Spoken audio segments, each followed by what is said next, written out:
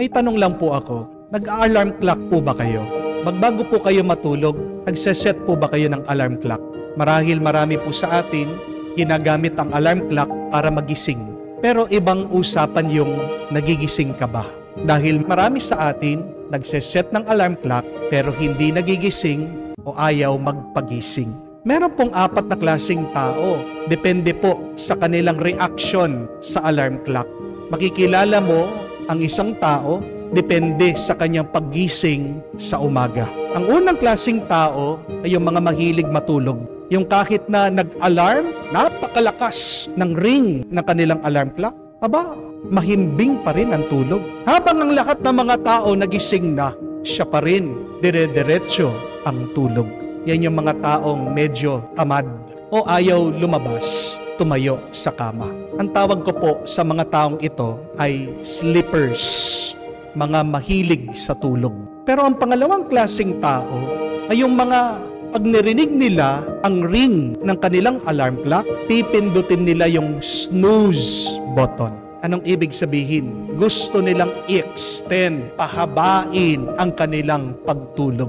Meron pong tao na bago matulog, ang sineset niyang alarm hindi lang isa, hindi lang 2, minsan 3, minsan 4, 5, sunod-sunod. Kung magigising siya, 6 o'clock, gusto niya meron din siyang alarm na 6:05, 6:10, 6:15, hanggang 6:30 nag-a-alarm. Sila yung mga taong medyo hirap din sa paggising. Hinahatak sila ng kama. Gusto nila, pero mahina sila.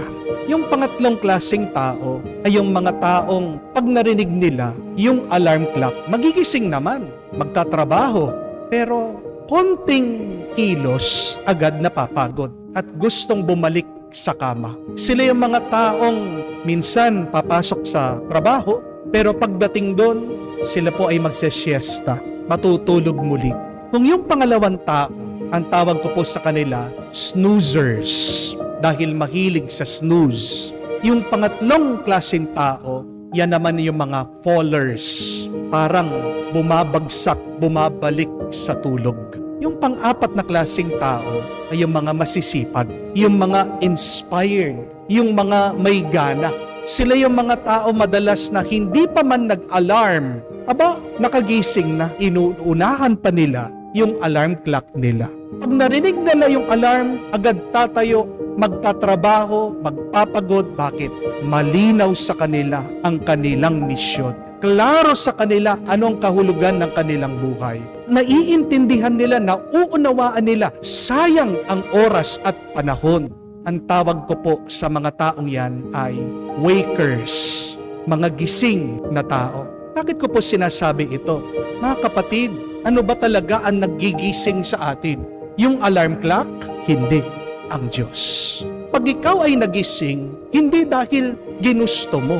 Pag ikaw ay nagising dahil ginusto ka, nagisingin ng Panginoon. Tandaan niyo po, maraming mga tao nag-set ng alarm clock pero kaninang umaga, hindi na sila nagising. Bakit? Dahil kinuha na sila ng Panginoon. May pagkagising ang ating katawan, pero meron ding pagkagising ang ating mga kaisipan at kaluluwa. Paano ginigising ng Diyos ang ating isip, puso at espiritu? Sa pamamagitan ng kanyang turo. Yan naman ang narinig natin sa Ebanghelyo. Nung muling nabuhay ang ating Panginoon, sabi, binuksan niya ang kanilang mga kaisipan sa pamamagitan ng kanyang turo. Ang tanong, pag narinig natin ang salita ng Diyos, ano ang gagawin natin? Ano ang magiging reaksyon natin? Merong mga tao, kahit na naririnig nila ang karunungan, ang salita ng Diyos, nagtutulog-tulugan. They are like sleepers. Yan yung mga taong gustong pagpatuloy yung kanilang pagkakasala. Binabaliwala nila yung sinasabi ng kanilang konsensya. Tinutulugan nila yung mabuti na pwede nilang gawin. Pero pangalawa, meron din po mga tao na snoozers pagdating po sa paggawa ng mabuti, sa pagsunod sa Diyos. Sila yung mga taong pinagpapabukas o sinasabing mamaya na. Alam naman nila yung dapat nilang gawin, pero pinopostpone. yung dapat at kailangan nilang gawin. Dahil masyado pa silang nag-i-enjoy din sa kasalanan at sa bisyo. Pinagpapaliban, sinasabi, mamaya na. Pero pangatlo, meron din pong mga followers. Yan yung mga taong, oo, sumunod sa Diyos, ginagawa nila yung tama, yung mabuti, pero mga ilang araw, ilang panahon, sila'y matutok sumuli. Sila'y babalik dun sa kanilang nakagisnan, nakasanayan. Dahil naalala nila yung dati nilang buhay, nagbabacksliding, nagbago na, bumalik dun sa dati. Ang tawag diyan, mga followers. Mga kapatid, tayo po ay tinatawag ng Diyos na mamulat, magising. Kung narinig mo na ang salita ng Diyos, kung naramdaman mo na tinatawag ka niya, huwag kang mag-atubili, sundan mo siya. Dahil aanuhin mo pa ang buhay na ito kung hindi ka gagawa ng mabuti. Tandaan niyo po, lahat ng ating ginagawa dito sa mundo ay may bunga sa susunod na buhay. What you do in this life echoes in the afterlife. Amen? Gumawa ka ng masama, yan ay magiging alingaw-ngaw sa susunod na buhay. Pero sa napakaiksing panahon, kung gagawin mo naman ang mabuti, hindi masasayang ang iyong buhay. Nakita po nila sa pag-aaral, sino po talaga yung mga tao na tunay na masaya? Yun po ba yung mga tao na maraming pera, masarap ang kanilang kinakain, yung meron silang mataas na posisyon sa lipunan? Hindi. Ang nakita po nila, ang sangkap na masayang buhay, unang-una na dyan, ay isang makabuluhan na ugnayan at relasyon. Meaningful relationships. Pangalawa, yung mga taong nabubuhay ayon sa kanilang mga paniniwala, ayon sa kanilang tinatayuan na values. Pero ang pangatlo, ang masayang tao ay yung mga taong meron silang misyon na ginagawa. A person feels fulfilled when they are completing their known mission. Kaya nga po, ang tanong ko sa inyo, dito sa oras na pinagkaloob ng Diyos sa inyo, ginising kayo, tinuturuan tayo ng Diyos. Inuubos ba natin para magkaroon tayo ng makabuluhan na ugnayan at relasyon? How about living our values? Ano yung mga tinatayuan mo, pinaglalaban mo na tama? At pangatlo, nakita mo na ba, natuklasan mo na ba ang kagustuhan ng Diyos, ang misyon na pinapagawa niya sa iyo? Kung magagawa natin, magkaroon ng tatlong sangkap na ito sa maiksing buhay, hindi masasayang ang ating oras at panahon. Mga kapatid, pag ginising ka na ng Diyos, huwag ka nang babalik na matulog. Dahil tandaan niyo po, ang ating buhay ay maiksi at ang kamatayan ay sigurado. Pero kahit na maiksi ang buhay, pwede nating gawin itong masaya, maganda at makahulugan sa tulong at grasya ng Diyos.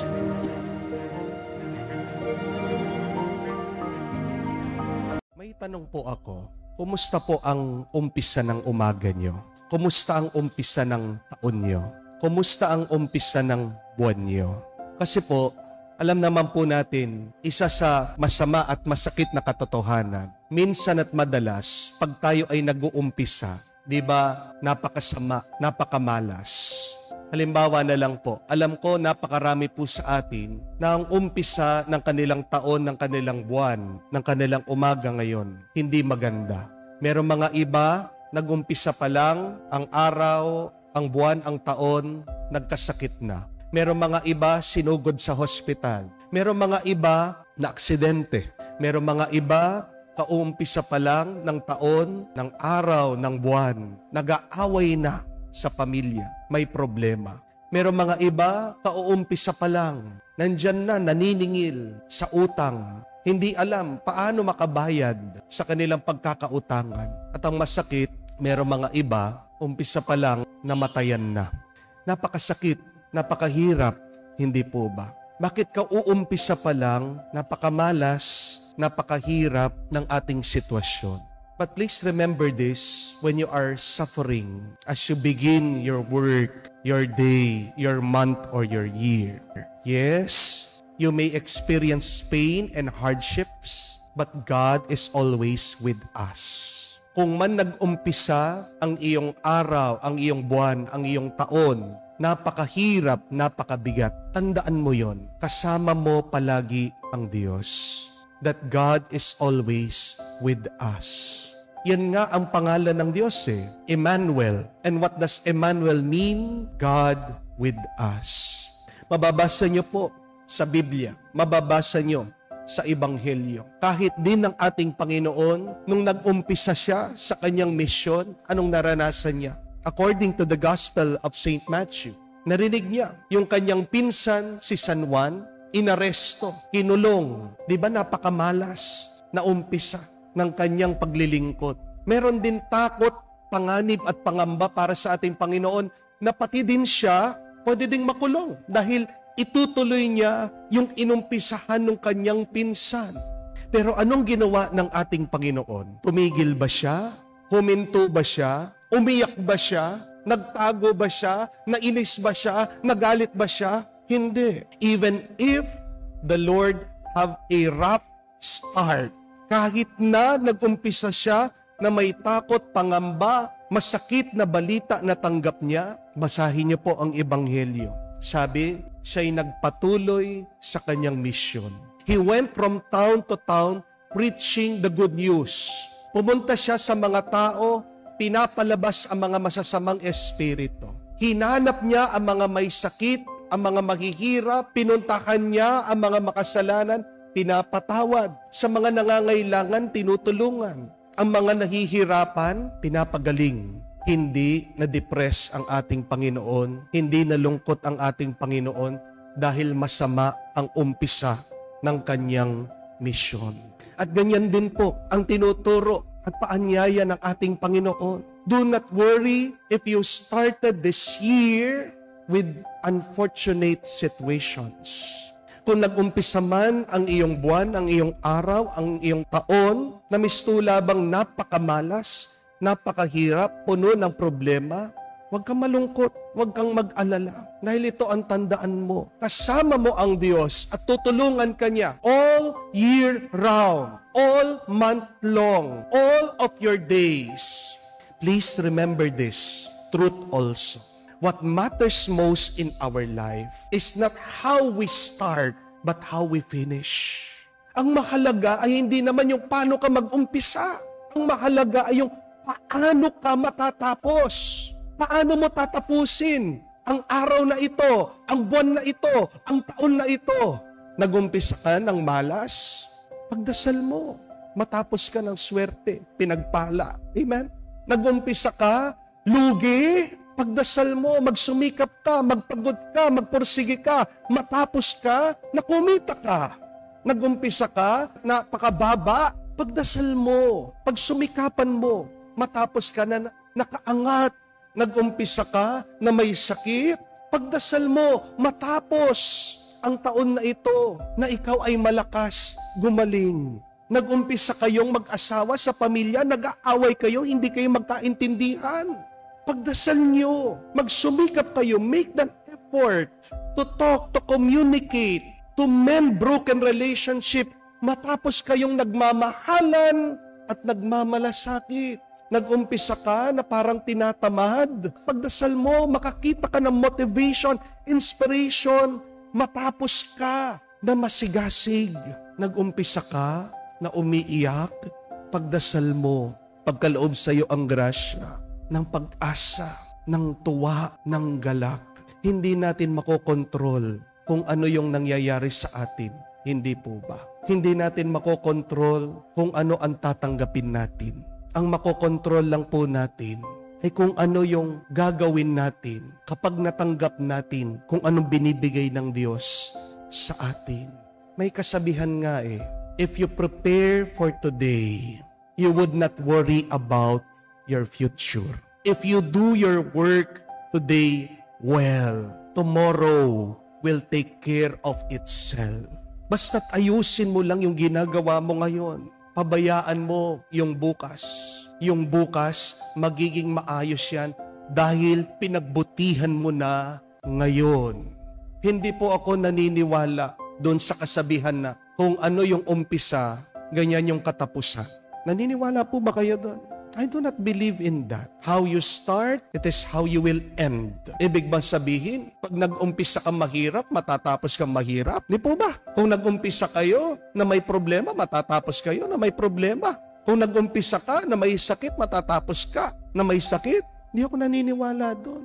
Kasi it goes against the love and the grace of God. Paano po nag-umpisa ang kwento ng tao? Hindi po ba sa masama din? Umpisa pa lang, nagkasala ng tao sa Diyos. Ibig sabihin, yun ang ending natin, na tayo ay paparusahan ng Diyos. Tayo ay papatayin ng Diyos. Nasaan ang pagpapatawad ng Diyos? Nasaan ang awa ng Diyos? Nasaan ang grasya ng Diyos? Kaya nga po, hindi po ako naniniwala doon. It is not true that how you start, it is how you will end. Mas naniniwala po ako sa kasabihan na, what you do consistently, you become. Tandaan niyo po yun. Ikaw, kung ano yung palagi mong ginagawa. Kaya nga po mag-ingat kayo sa araw-araw na iyong ginagawa. Kung araw-araw ikaw ay nagagalit, paano magtatapos ang buhay mo? Matatapos sa galit. Hindi po ba? Kung araw-araw ikaw ay umiiyak, nalulungkot, nadidepress, paano matatapos ang buhay mo? Kung hindi sa luha, sa lungkot, sa depression. Kung araw-araw na lang ikaw ay nag-aalala, natatakot kung anong mangyayari sa iyong buhay, paano matatapos ang buhay mo kung hindi sa takot at pag-aalala? Pero baliktarin mo. Reverse those bad things, the negative things that you are doing and experiencing in your life. Do positive things. Feel positive feelings in your life. Be consistent. And you will receive that. You will reap that. You will become that. Kung araw-araw, ikaw ay nagdarasal, nananalangin, umaasa sa Diyos, paano matatapos ang buhay mo kung hindi sa grasya ng Diyos? Kung araw-araw, ikaw ay nagsisipag, nagtatrabaho, paano matatapos ang buhay mo? Paano ka makikilala? Isang masipag na tao. Kung araw-araw, pinapatawad mo ang asawa mo, minamahal mo siya, kinakausap mo siya, sinusubukan yung maayos ang inyong problema. Paano matatapos ang buhay nyo kung hindi sa isang mabuting pagsasama? Kung araw-araw, sinusubukan mong maging healthy, malusog ang iyong pangangatawan, paano matatapos ang buhay mo kung hindi sa mabuti at magandang kalusugan? Hindi totoo. Yung kung paano nag-umpisa, ganyan matatapos. Hindi. The end will be dictated with what we do every day consistently. Kaya nga po, tingnan nyo kung anong ginawa ng ating Panginoon. Araw-araw, walang mintis. Nagdarasal, nagtuturo, nagmamahal sa mga tao. Kaya nga po, yun yung nakita sa Kanya. Doon siya nakilala. At doon din nagkaroon ng bunga ang Kanyang buhay dito sa mundo. Tanungin mo ngayong sarili, ano ang gagawin ko araw-araw mula ngayon hanggang sa katapusan ng taon? Dahil tandaan mo, magiging ikaw kung ano yung pipiliin mo at gagawin mo araw-araw. Kaya nga, paano nag-umpisa ang iyong taon, ang iyong araw, ang iyong buwan? Hindi mahalaga, tandaan mo ito, kung paano ito nag-umpisa. Ang mahalaga ay yung paano ito matatapos. At ikaw lang ang makakasagot doon. At masasagot mo yon depende sa kung ano ang iyong gagawin sa iyong buhay araw-araw. How will you end your life? Will you end it strong? Will you end it good? Will you end it full of grace? That is your decision. Pero pinagdarasal ko, may you be wise every day in choosing the good so that even if you have a bad start, you may have a very beautiful and good ending.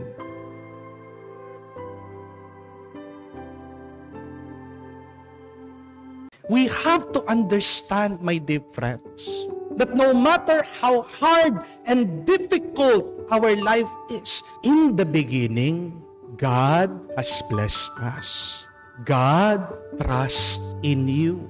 The Lord believes in you. May tatlong T na pinagkaloob ang Diyos sa atin. We have to thank the Lord for these three things. Time, treasure, and His trust. Time, our life here on earth.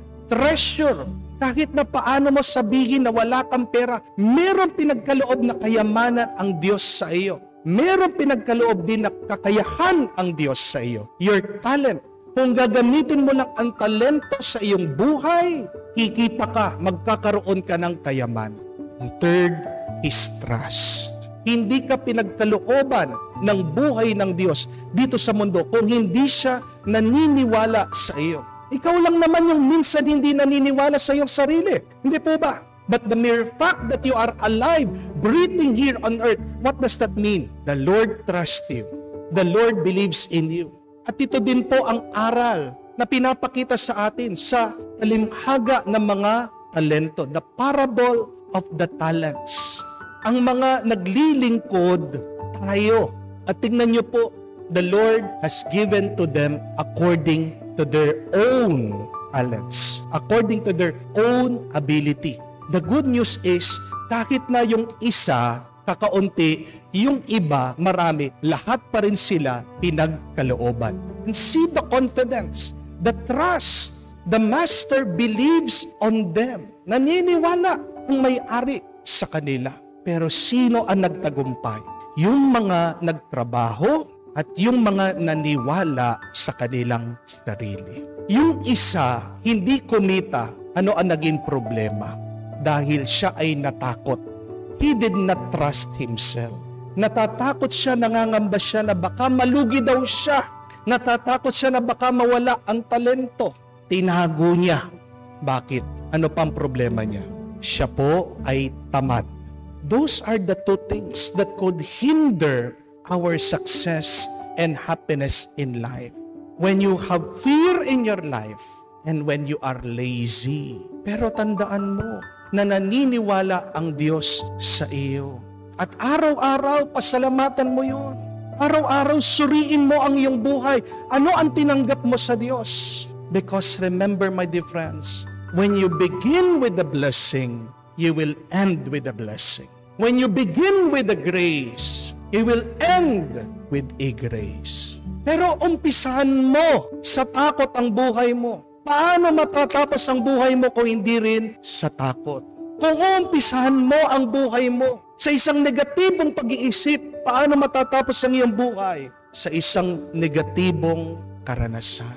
My dear friends, whatever you are experiencing now in your life, no matter how hard and difficult it is, nawawalan ka man ng pag-asa, nanghihina ka, napapagod ka, nasasaktan ka, gusto mo nang sumuko, nalulungkot ka, nadidepress ka, naliligaw ka, nag-aalala ka, umpisahan mo palagi sa pasasalamat sa Diyos. Umpisahan mo na tignan ano ang tinanggap mo sa Diyos. Hindi pwede na wala kang grasya ngayon. 3 grasya ang hinahawakan mo, ang tiwala ng Diyos sa iyo, ang talento mo, lalong-lalo na ang panahon mo. Ano ang ginagawa mo dito sa 3 biyaya at grasya na tinanggap mo sa Diyos? All of us, my dear friends, have a 2.4 million in our lives every day. What is that? Our 24 hours in a day. Mayaman tayo. Mayaman tayo sa oras, mayaman tayo sa lakas, mayaman tayo sa tiwala ng Diyos. Pero bakit nawawala at nasasayang ito? Dahil sa iyong takot, dahil sa iyong katamaran, dahil sa iyong pagdududa. Alisin mo yan. Buksan mo ang iyong mata at makita mo na ikaw ay tunay na pinagpala. That God's grace is overflowing in you. Yan sana magpalakas ng iyong loob. Yan sana ang magbigay sa iyo ng pag-asa. Yan sana magtulak sa iyo na mabuhay at kamtan mo ang iyong mga panaginip at pangarap araw-araw.